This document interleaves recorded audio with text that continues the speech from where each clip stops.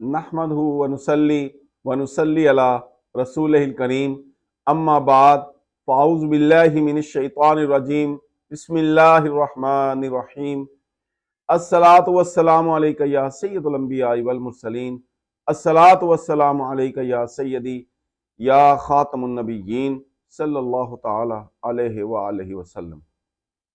प्यारे भाइयों और बहनों, अल्लाह रब्बुल इज़्ज़त के हुजूर ये अर्ज़ करता हूँ कि वो आप सबको हर किस्म की जिस्मानी और रूहानी बीमारियों से अपनी पनाह में रखे।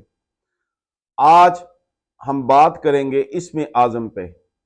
इसमें आज़म क्या है और इसको कितनी तादाद में पढ़ना है, ये तादाद और इसमें आज़म के बारे में जो इशारा फरमाया है ये जनाब हज़रत अब्दुल कादर जिलानी रहमतुल्लाह ताला ने ये बताया है। जनाब हज़रत अब्दुल कादर जिलानी जो कि गिलान में पैदा हुए थे, तो उसके बाद आपकी परवरिश आपकी वालदा माजिदा ने कुछ इस खूबसूरत अंदाज में फरमाई कि आपने बचपन ही से जब आप माँ की गोद में थे तो माह रमज़ान में कभी भी सहरी के वक़्त से लेकर गुरूब आफ तक आपने कभी भी अपनी वालदा साहबा का दूध नहीं पिया था। और दूसरी जानिब जब आपका वक्त शुरू हुआ जिसमें बच्चे का शऊर बेदार हो जाता है, तो जो तरबियत आपकी वालदा साहबा ने आपकी फरमाई, अब उस तरबियत की रोशनी में एक छोटा सा वाकया बताता हूं आपको। एक मरतबा आपकी वालदा साहिबा ने आपको एक तिजारती काफिले के साथ रवाना फरमा दिया। आप अभी बचपन ही की उम्र में थे, गालबन जैसे 10-12 साल बच्चे की उम्र होती है।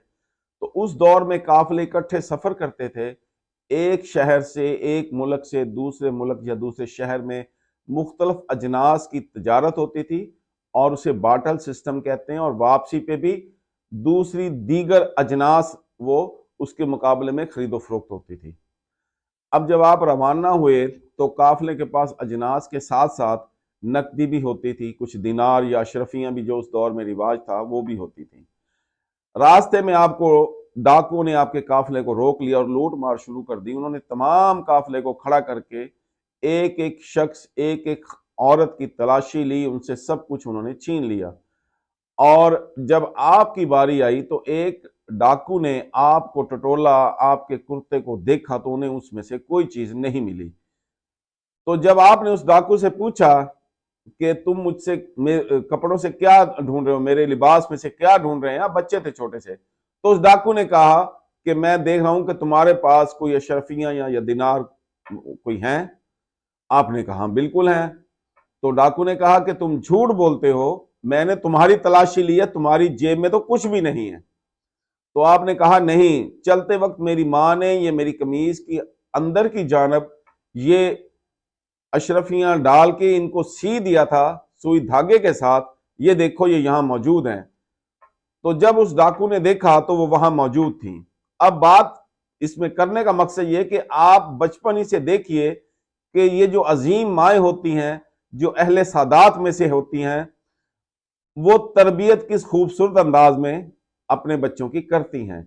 आज हम अपने बच्चों की जो तरबियत करते हैं वो इखलाकियात की बिल्कुल नहीं करते। हम अपने बच्चों के बारे में फखरिया तौर पे ये तो बताते हैं अपने दोस्त अहबाब को या अपने रिश्तेदारों को, अपने आप को बड़ा साबित करने के लिए कि हमारा बच्चा फलां ब्रांड स्कूल में पढ़ता है, उसने इतना ग्रेड लिया है। उसकी ग्रेडिंग पे बात करते हैं, उसकी नंबरिंग पे बात करते हैं, उसके स्कूल के ब्रांड का नाम लेकर बात करते हैं फखरिया तौर पे। लेकिन हम कभी भी ये नहीं सोच रहे कि क्या हम अपने बच्चे को इखलाकियात का दर्स दे रहे हैं, क्या हमने कभी उनकी तरबियत पे बात की।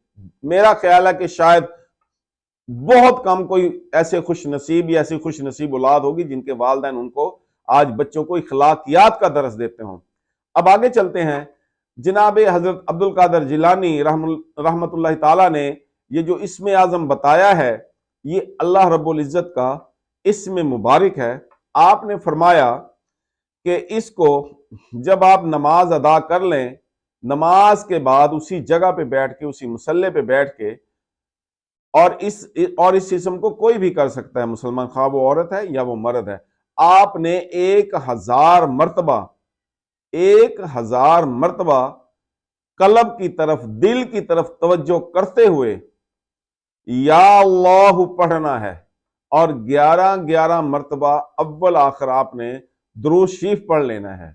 اس پڑھنے کے بعد آپ نے اللہ رب العزت کے حضور جو دعا مانگنی ہے وہ آپ اللہ سے اس کی دعا مانگیں، اور یہ دعا بالکل جائز کام کے لیے ہونی چاہیے، کوئی ناجائز کام نہیں ہونا چاہیے، اور یہ صرف ایک ہی دن کا عمل ہے، آپ ایک ہی دن میں کریں گے تو انشاءاللہ تعالی یہ قبول ہوگا۔ اور یہاں یہ بتاؤں کہ یہ جو ذکر ہے اللہ کا، اس کا اتنا بڑا اجر اور ثواب ہے کہ آسمانوں سے فرشتے جو زمین پہ آتے ہیں شب جمعہ کو، یعنی کہ جمعرات کی شام نماز مغرب کے بعد سے اور جمعے کے دن سورج غروب ہونے تک وہ فرشتے زمین پہ رہتے ہیں۔ یہ وہ فرشتے ہیں جو درود پاک پڑھنے والوں کا درود پاک اکٹھا کرتے ہیں اور ان کو لکھتے ہیں اور اپنی کتابوں میں لکھتے ہیں، اور وہ کتب الگ سے رکھ دی جاتی ہیں اللہ رب العزت کے ہاں۔ باقی دیگر اعمال جو ہمارے ہیں وہ فرشتے دائیں اور بائیں جانب والے وہ نوٹ کر رہے ہیں، لیکن یہ درود پاک کے جو اس کا ثواب، جو اس کی جو فضیلت ہے، یہ فرشتے مقرر اللہ تعالیٰ نے کیے ہوئے ہیں، وہ صرف اسی دن حاضر ہوتے ہیں، باقی دنوں میں وہ آسمان پہ واپس چلے جاتے ہیں۔ اب یہ جو ذکر الہی ہے، اللہ کا جو ذکر ہے، جب یہ کوئی بندہ کرتا ہے تو اس محفل کو فرشتے آ کر اپنی چاروں جانب سے اس محفل کو گھیر لیتے ہیں، اور جب وہ اللہ تعالیٰ سے یہ پوچھتے ہیں کہ اللہ تعالیٰ، اے رب واحد، یہ جو تیرے بندے نے تیرا ذکر پاک کیا ہے ہمیں بتائیے اس کا کتنا ثواب لکھیں، تو اللہ رب العزت یہ ان کو فرماتا ہے کہ اس کا اجر صرف میں جانتا ہوں، تم اس ثواب کو لکھ ہی نہیں سکتے، اس کا اجر میں اپنے بندے کو خود دوں گا۔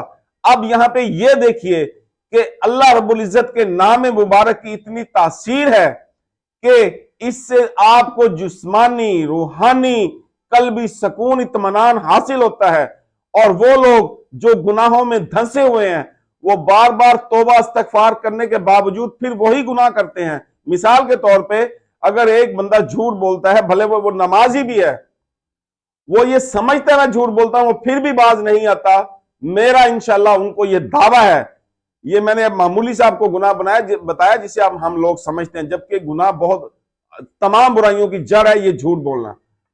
اگر وہ شخص اس ذکر کو اپنا لے تو انشاءاللہ تعالیٰ اس کے دل سے میل اتر جائے گی، یہ ذکر دلوں کی میل اتارتا ہے۔